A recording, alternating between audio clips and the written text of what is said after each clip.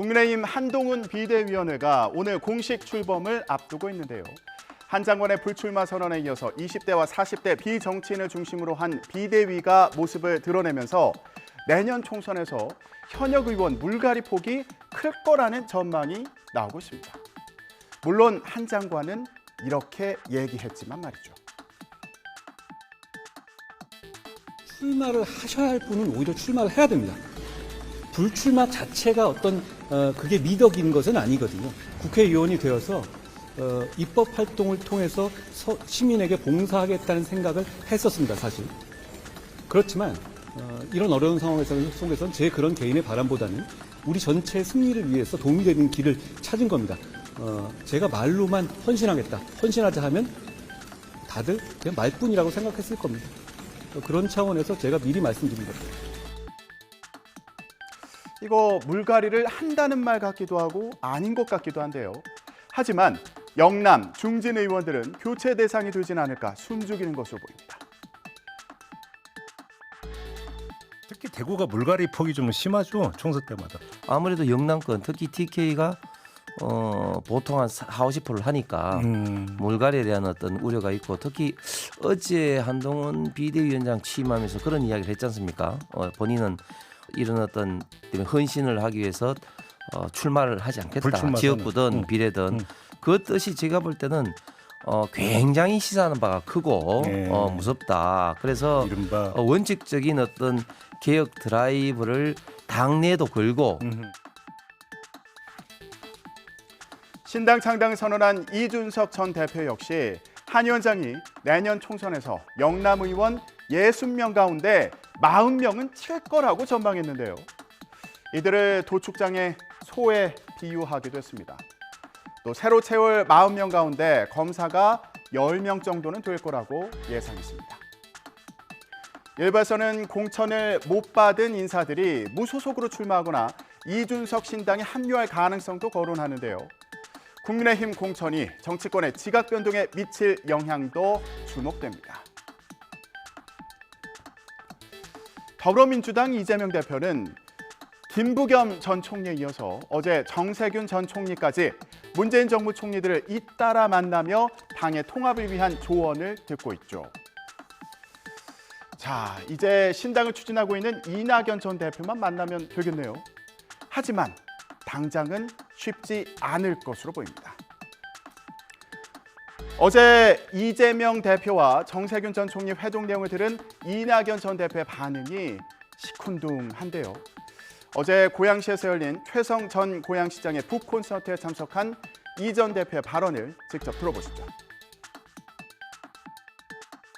어느 날 보니까 전화가 왔었더라고요.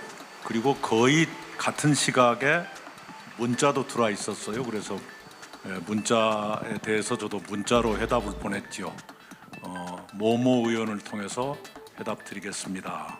그 모모 의원이 예전부터 우리 두 사람 사이에서 이렇게 협의를 하던 그런 사람이에요.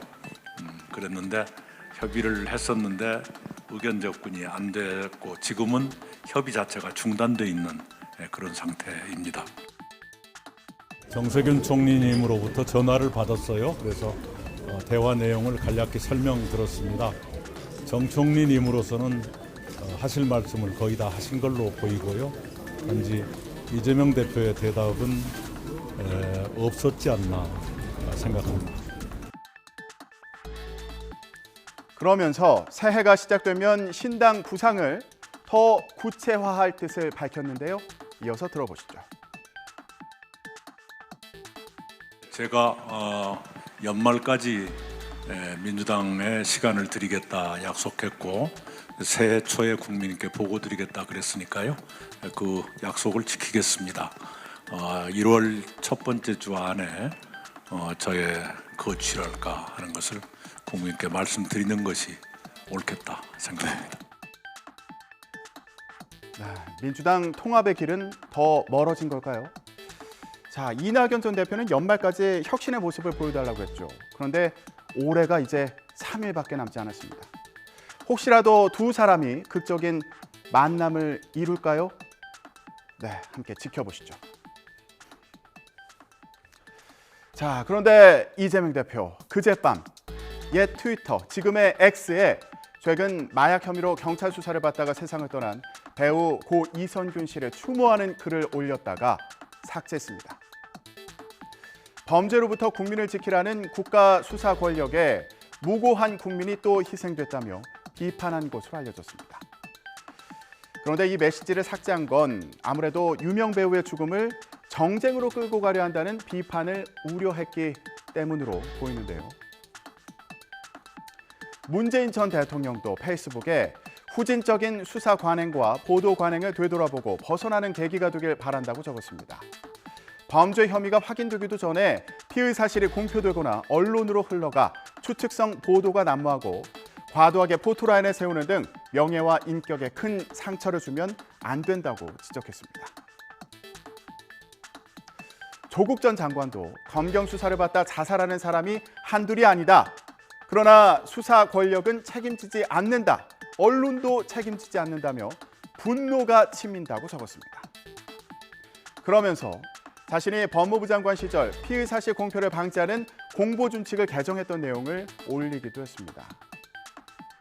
하지만 이런 조 전 장관에 대해서는 국민의힘 의원들의 비판이 잇따랐는데요. 하태경 의원은 이번 사건은 경찰이 수사한 만큼 검찰은 상관이 없는데 끌어들여서 마치 피해자인 것처럼 구는 건 안 된다고 지적했고요. 권성동 의원은 조 전 장관이 고인이 된 배우마저 자기 변명의 아이템으로 소비했다며 비판했습니다. 이선균 씨 죽음이 정치권 논쟁으로 번진 상황, 여러분은 어떻게 보시나요? 지금까지 전국 브리핑이었습니다.